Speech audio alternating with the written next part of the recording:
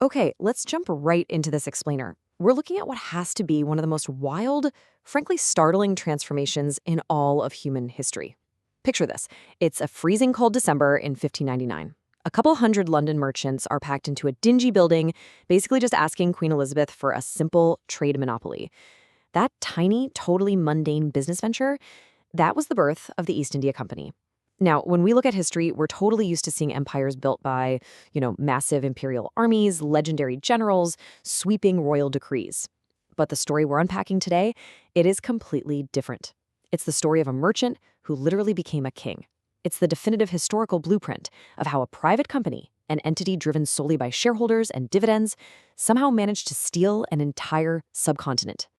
And the absolutely crucial point to understand is right here. It wasn't an army that first conquered India. It was a trading company with a ledger and a plan. Think about that for a second. We usually picture these huge invading armies when we talk about conquering a subcontinent, right? Charging cavalry, sprawling battlefields, foreign flags being violently planted in the dirt. You think of the Romans or the Mongols.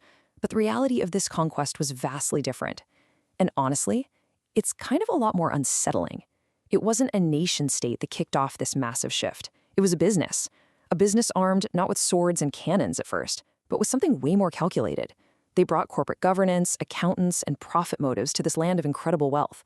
And then, very slowly, they turned those everyday commercial tools into instruments of absolute domination.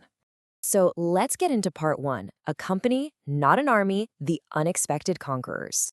Like we just talked about, we are totally conditioned to picture conquest as this big invading military force, right?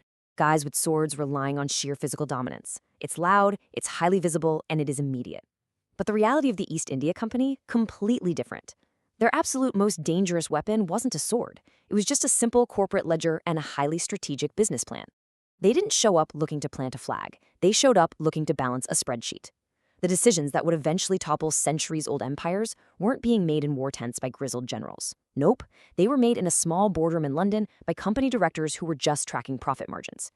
And yet, that ledger, that relentless focus on revenue, monopoly, and market share, proved to be infinitely more effective at dismantling local sovereignty than any invading army ever could have been.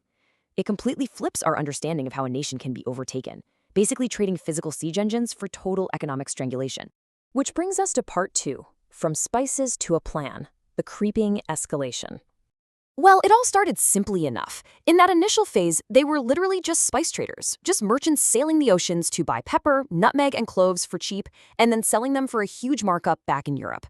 They were happily just participating in the existing local economy. Seems harmless enough, right? But then the transition happens. As the company's profits just completely exploded, they needed to protect their assets. And this is where the ledger truly comes into play. They started tracking, managing, and monopolizing economic leverage. They started building these fortified trading posts and locking down exclusive treaties, systematically moving from just participating in the market to totally dominating it.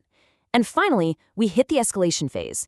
Because the ledger isn't just for accounting anymore, is it? It becomes the foundation for absolute control. The company realized that negotiating with local rulers was eating into their profit margins. So, the solution? Formulate a plan to just bypass those rulers entirely. This was definitely not an accidental empire. It's a masterclass in creeping escalation, showing exactly how simple spice traders morphed into an entity with a very deliberate plan to rule. Moving right along to part 3, the Plassey betrayal, the mask slips. So the Battle of Plassey in 1757, it wasn't just some run-of-the-mill military skirmish. It was a calculated corporate maneuver. It's actually a massive misconception to view this simply as a brilliant tactical victory for the British. At its very core, it was a betrayal. The East India Company basically applied the logic of a hostile corporate takeover, but they applied it to a military and political battlefield. Facing the Nawab of Bengal, this company executive, Robert Clive, didn't rely purely on his soldiers, no way. Instead, he reached deep into the company's very deep pockets and just secretly bought off the Nawab's chief commander, Mir Jafar, before the battle even started. So when the actual fighting kicked off, a massive chunk of the defending army just stood there. They did nothing. Plassey was the pivot point. It was the exact moment they dropped the act, stopped pretending to just be merchants, and officially shifted into a conquering force. They leveraged backroom dealing and financial bribery, the ruthless tactics of a profit-driven enterprise, to secure a victory that quite literally handed them the keys to a kingdom. Let's break down exactly how this worked. First, they execute the betrayal at Plassey, getting that initial, critical leverage through whatever means necessary. But they absolutely do not stop there. They immediately use that newly acquired leverage to transition from mere merchants to a sovereign power. The absolute key mechanism here was securing what's called the Diwani shortly after.